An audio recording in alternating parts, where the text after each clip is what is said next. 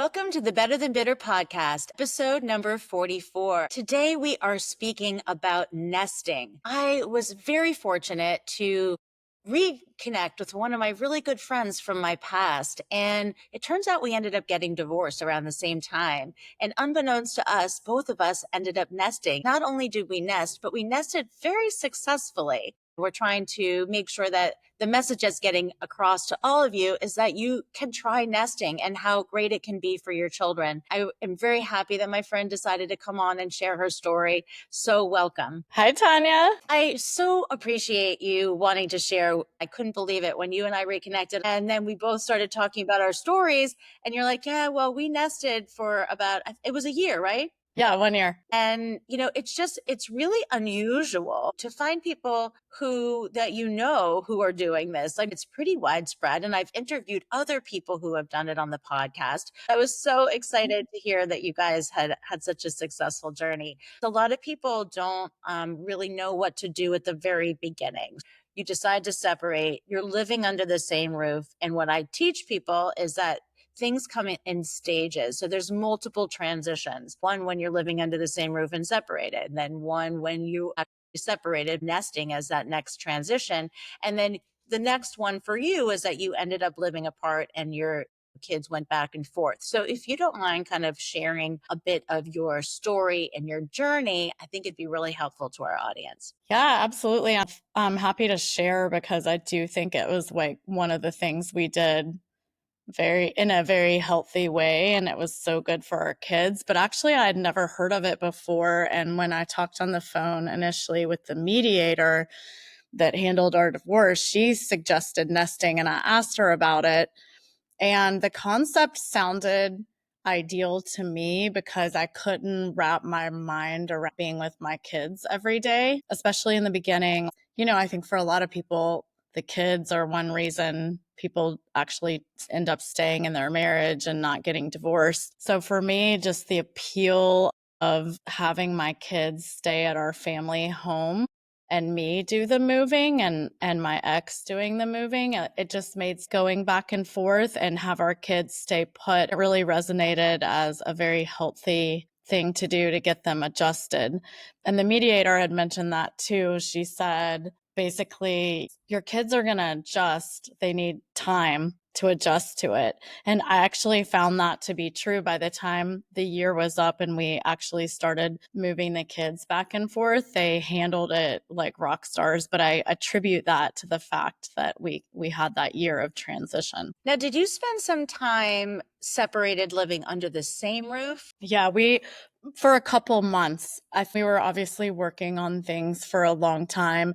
And then once we made the call to get separated, I think there was still 3 months. We were still in the same family home before we started the nesting. And did you tell the kids right when you decided and then you lived under the same roof for 3 months after? Or did you live under the same roof once you decided you were separating?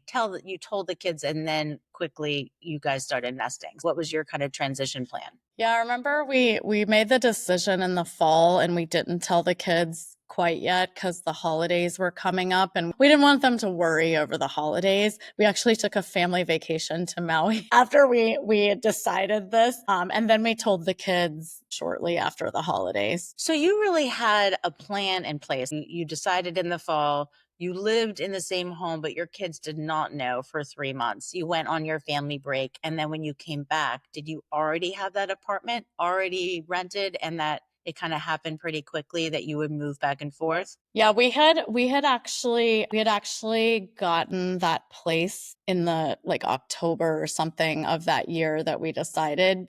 That was when we were still working on things. We hadn't made the call yet. But I think looking back on all that, I think we both kind of knew, and maybe not consciously, but I think we both knew. We had already gotten the condo and the kids came with us to look at it. And so nothing was like this huge shock. Also, it was the pandemic. So it was a weird situation when we were going through our marriage counseling and all that. We were all home together. So the kids, even though behind closed doors, they knew. our situation was very unique in that I don't think our kids were blindsided by any of this. I think we're both very open people. Like, we've never been those people who put up a wall around the kids. We're super authentic with our kids. So they kind of knew even before we told them. I think it all went down pretty smoothly. We also tried to incorporate them into the condo. Our kids helped us pick out furniture. So it wasn't like it was some place they were excluded from. If we wanted to have the kids over there for dinner or whatever, when it was our night over there were times when the kids went over there. So I highly recommend that whole transparency.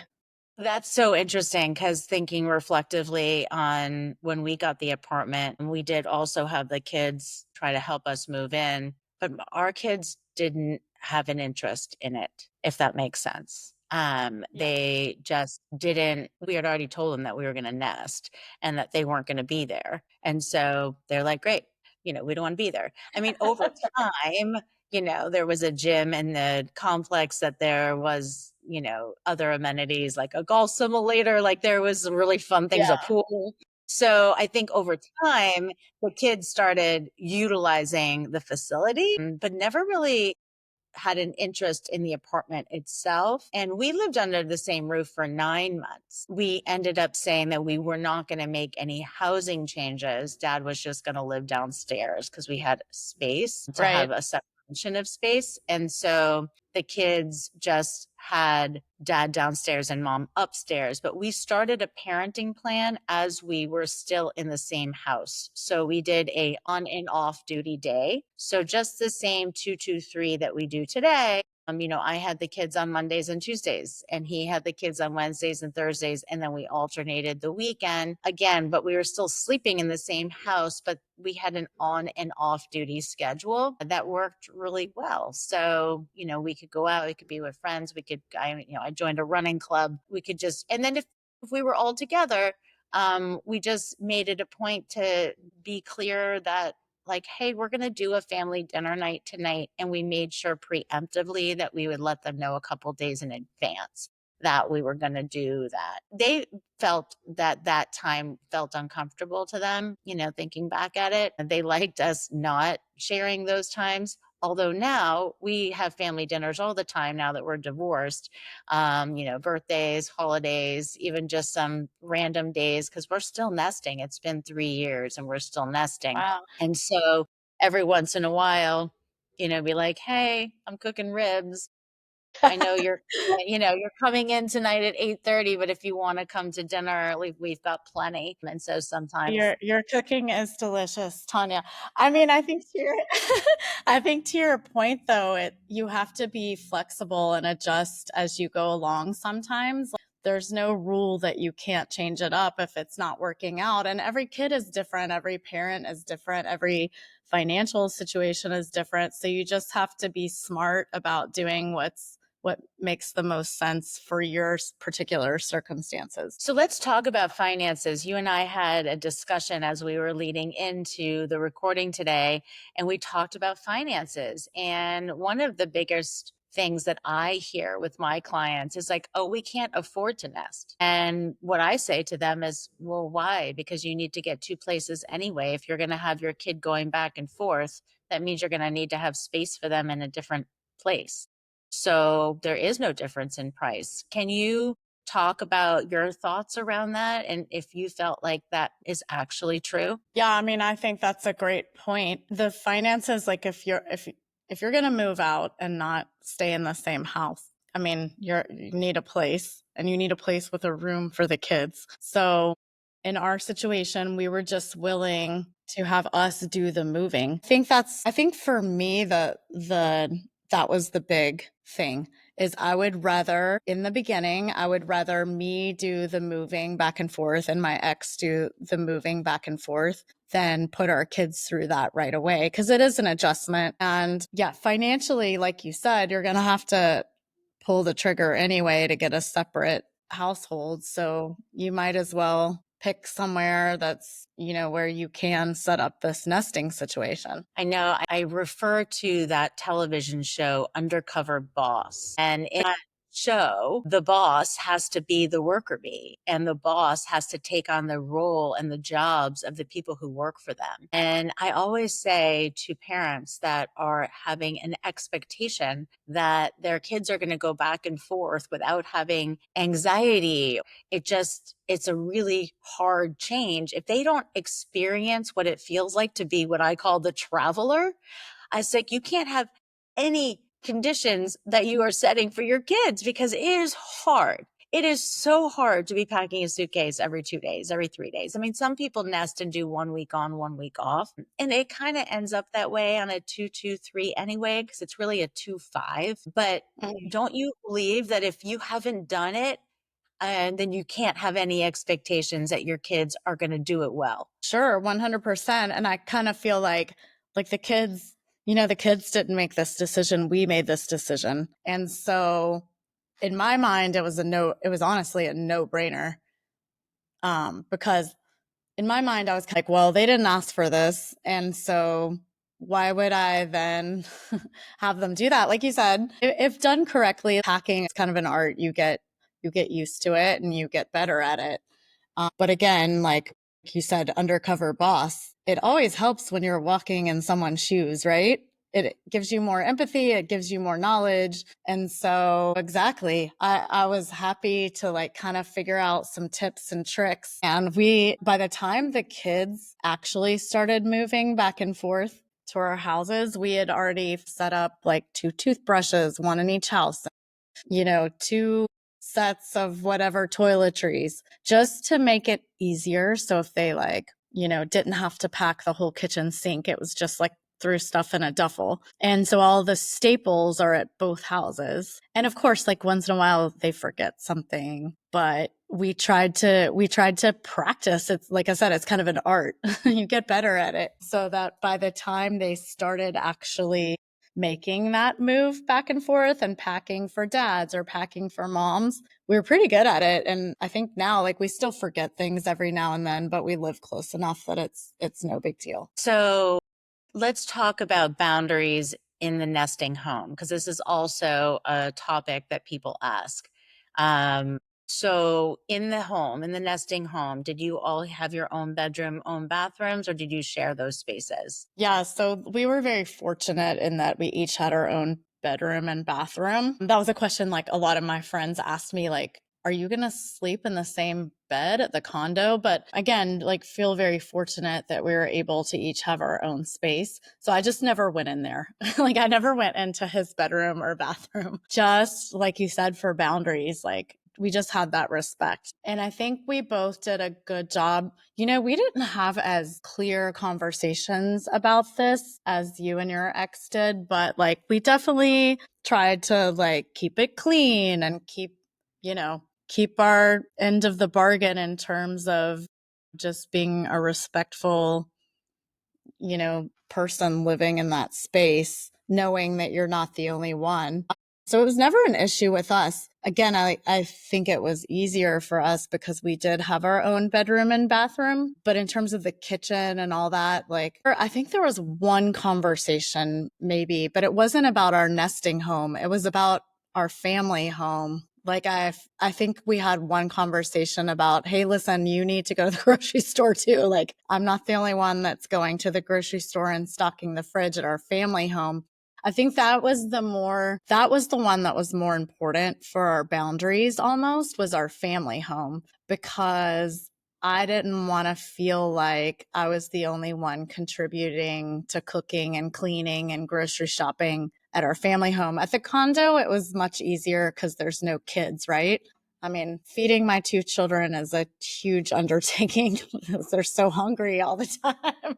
But just when it was just us at the condo, that actually wasn't the problem. It was the conversation was regarding like, we need to divide it up more equally when it comes to like the house that our kids are living in, if that makes sense. Yeah, we had discussions around both homes. So we had a pretty strict set of rules in the apartment. You left it like an Airbnb. There would be food staples, in the fridge that we would share costs on, whether it be eggs and whatever, milk and, some things in the dry good container. Like we just shared some of those staples. And then you always left the house just like you would walk into an Airbnb. So everything was always clean. The garbage was out, you quick wipe down of all the counters, make sure everything is put away. And like you, we each had our own rooms. And therefore, I never walked into his room. He never walked into mine. We each had our own bathroom. So we just were sharing that common space. In terms of the family home, we had rules around that too. Oh, and by the way, both of us did start dating while we were in the apartment. And therefore, the apartment, we could have the people we were dating over. But as it related to the family home, it wasn't a place to entertain anybody we were dating. So the only place that those individuals were allowed to come from an overnight perspective was, the apartment. In terms of the family home, they could come over infrequently, stop in, maybe say hi to kids if they knew them, kind of thing, very briefly. But it was never the family home was pretty sacred. So Yeah. we, Same. in terms, same thing. Yeah, same thing. Um, Yeah. and people Same are like, same exact I thing don't know for how you could do that.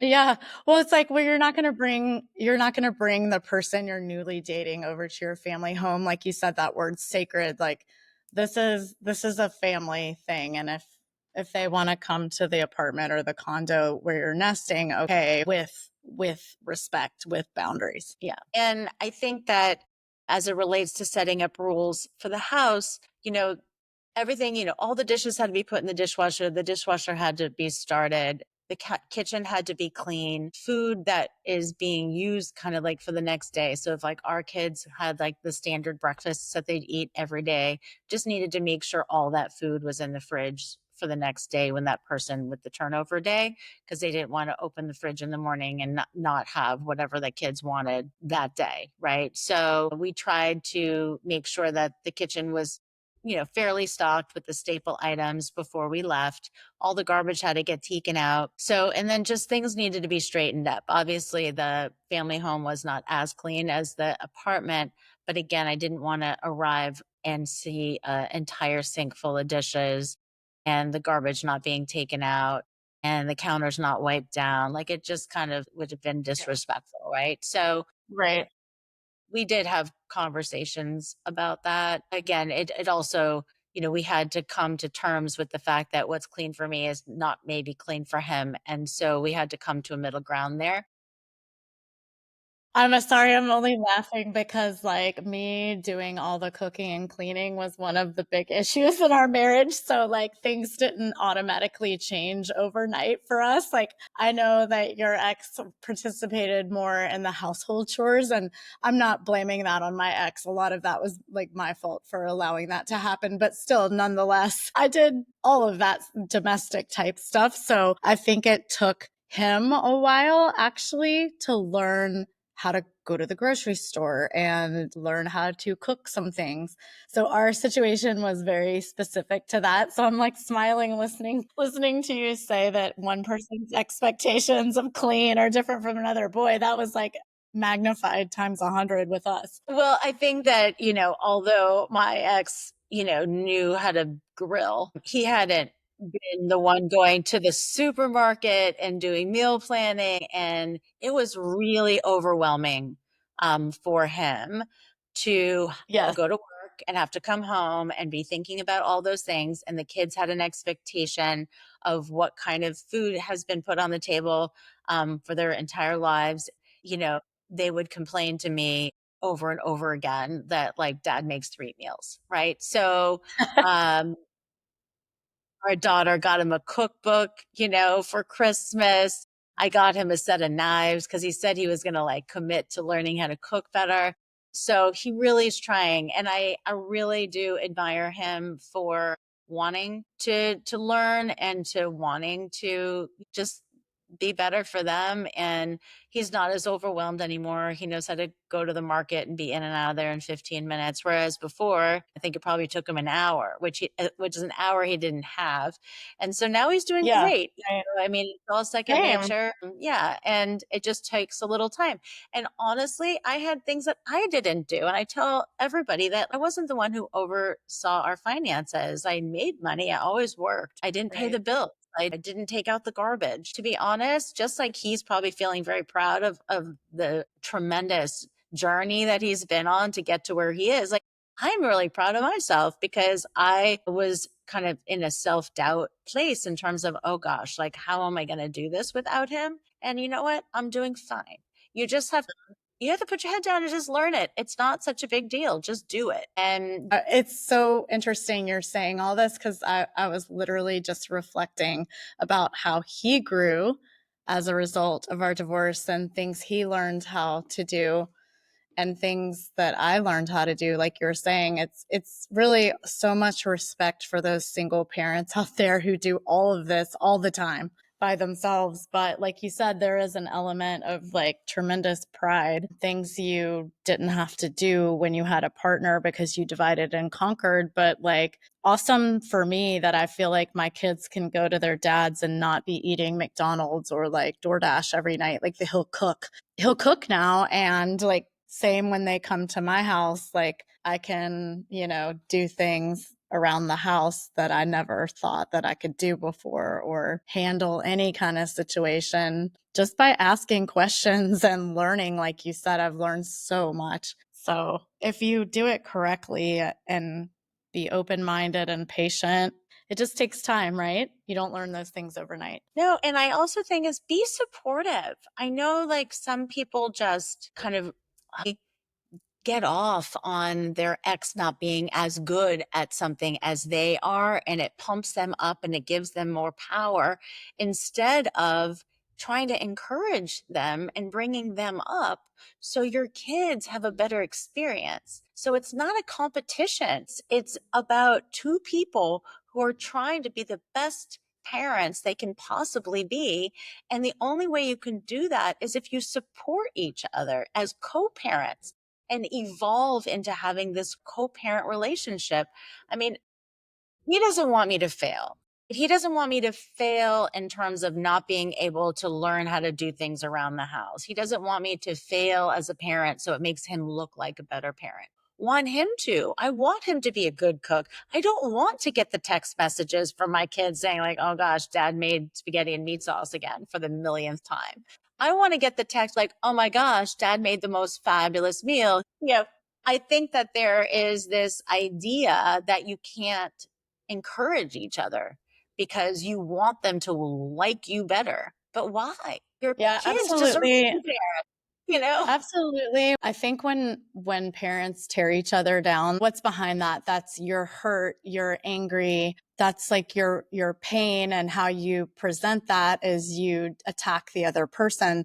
But if you just take a step back and you're like, look, this is all about our children. You want your children to adjust and come out as unscathed as possible. So you have to just kind of check your ego at the door and, like you said, support the other person, encourage the other person. I remember one time I went to my ex's house to pick up the kids, and I walked in the door and it smelled so good in there. And I went in the kitchen and I was like, "Are you cooking?" And I was like, "What are you cooking?" I was like looking at all the pots. And he told me that his mom had helped him with this recipe, and I had a bite. I was like, "This is delicious." And I just like kind of celebrated him and praised him because, like, part of me, like, if we're being honest, I was like, gosh, well, how come he never did this when we were married? But, at the end of the day, everything happens for a reason, I think. And also, like, it's water under the bridge, right? It's water under the bridge. We were already divorced. At the end of the day, I'm proud of him. It's awesome. And the more you support each other and encourage each other, the more unscathed your kids turn out. And that's what it's all about. People have said to me over and over, like, your kids are flourishing. And I'm like, well, like we try not to battle, or make little snarky comments. He is a good person. And, maybe our marriage wasn't great, but like the thing is that at the end of the day, he's a great dad. And why wouldn't I want my kids to have a great relationship with their father? Like, why would I want to belittle him or criticize him?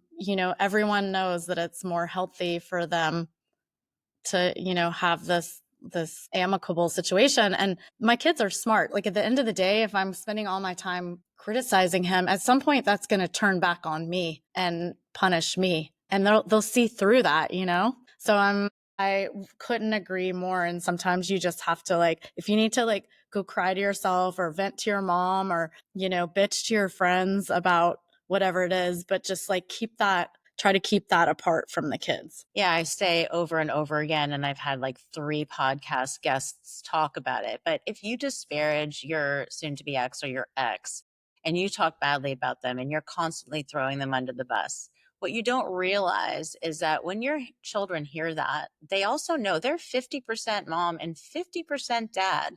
So if, the other spouse has all of these bad traits because you keep telling them to the kids, then the kids are going to feel like they're 50% because that their makeup is both of you. And so either it's not probably a conscious thought, but it's definitely a subconscious thought. And there's more and more trauma that you can create in children when you sit around disparaging and throwing your soon to be ex under the bus and saying how horrible they are. Like the only person that you're going to hurt is your children when you do that. And the intent is to not hurt your children. The intent is to make sure your children feel loved and that they believe that they have 2 parents that are very committed to them. And so many people are like, oh, well, my soon to be ex isn't like yours or isn't like your friends.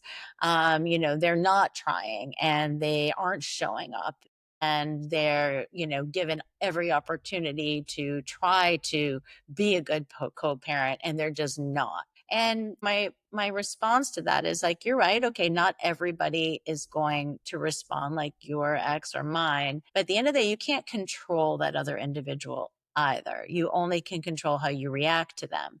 So if you're continuing to threaten them or criticize them in front of them, in front of the kids, you're probably just going to get those same kind of threats and attacks right back. They're not very motivating. And I know that anybody who's a coach or anybody who's a teacher, like if you see a child or if you see somebody you're coaching, if you continue to put that person down, do you think they're going to work hard? Right. Yeah. Right. Right. Right. When do you see the best in your students? When do you see the best in, people that you're coaching is when you encourage them, when you give them Absolutely. positive feedback. Yeah.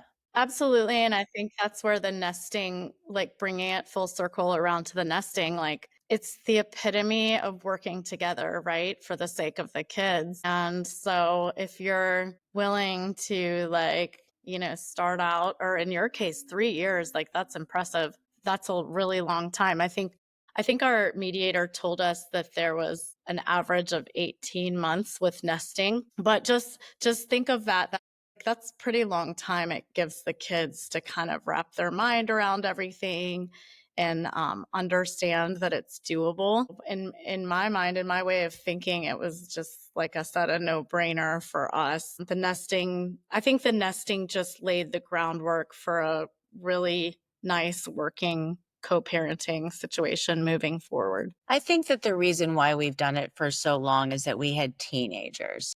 And what happens when you have a parenting plan where the kids are going back and forth when the kids are teenagers, they start making their own decisions.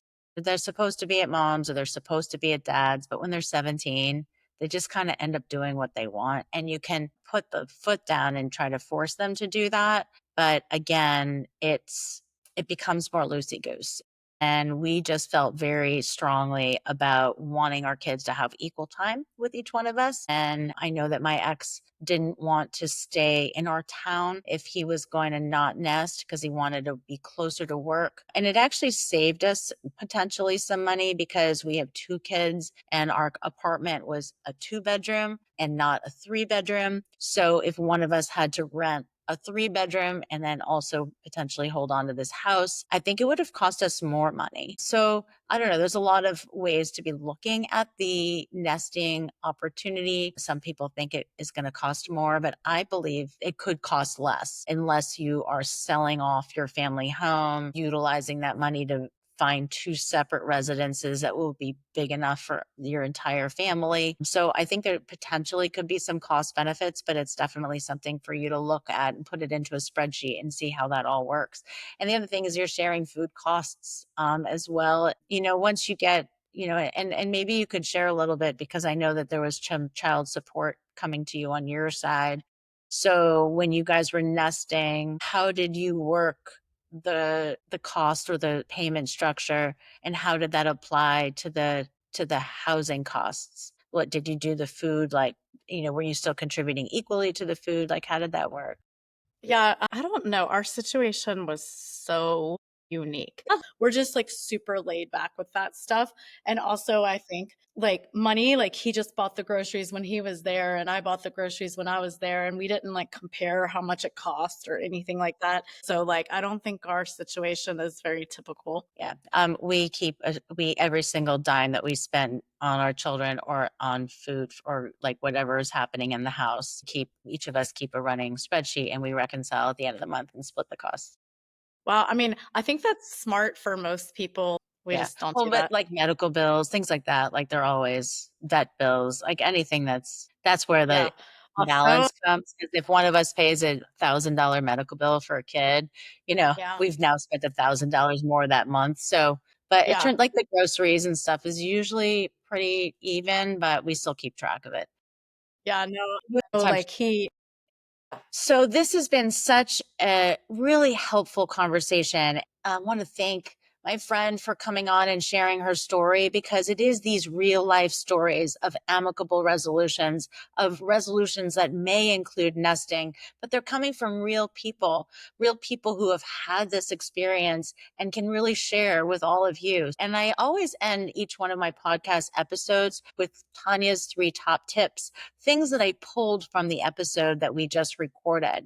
And so today I want to talk about tip number 1 is that if you believe that you can't afford nesting because you believe that having a second residence is going to be more expensive than an alternative solution, I just want you to think again, actually do the numbers, because if you intend to have your children moving back and forth between 2 residences, you're going to have space for them in that other residence. So at least it needs to be a 2 bedroom. And so there's only two of you, your spouse and yourself.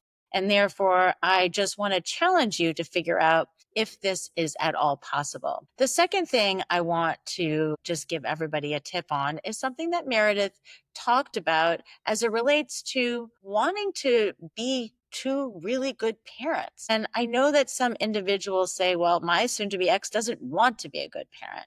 But the only way that you can really move in that direction is if you support one another in a positive way. I mean, she talked about, smelling the delicious cooking that he was doing on the stove. And I just think that being able to cheer people on and say job well done and making sure that they feel like, wow, I'm feeling proud about my progress.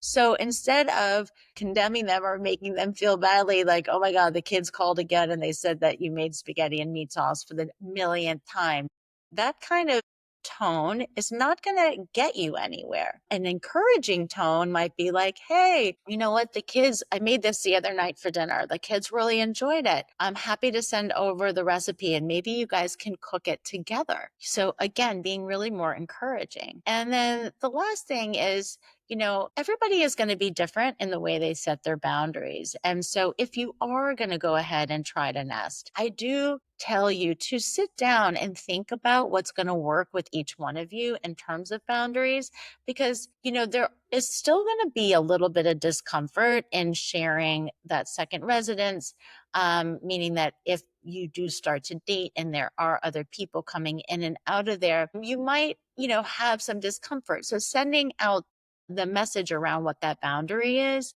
So there's no trace that anyone has been there. Maybe you want to say, just don't let me know that there's been anybody there. Again, you want to make sure that you're setting the boundaries that work for you. And also in the family home and making sure that, if not having a whole sink full of dishes, is something that's going to really bother you when you enter in the house, make sure you make that a condition, that there's no dishes in the sink and the dishwasher is being run and that there's certain food staples in the fridge. So those are really my three top tips. And I just want to thank my friend again for being on today's podcast. And this is such a hot topic. So many people in my support group asked me about nesting. So again, I really, really thank you for coming on today. Thank you, Tania. As always, I have so much fun just talking and sharing with you. And I just respect everything you're doing so much. And I was happy to share my story. So thank you for having me on. Great. Hopefully, we'll have you again and we will talk about something else that we come up with. All right. Perfect. Thanks again for joining Better Than Bitter. Have a wonderful day. Bye.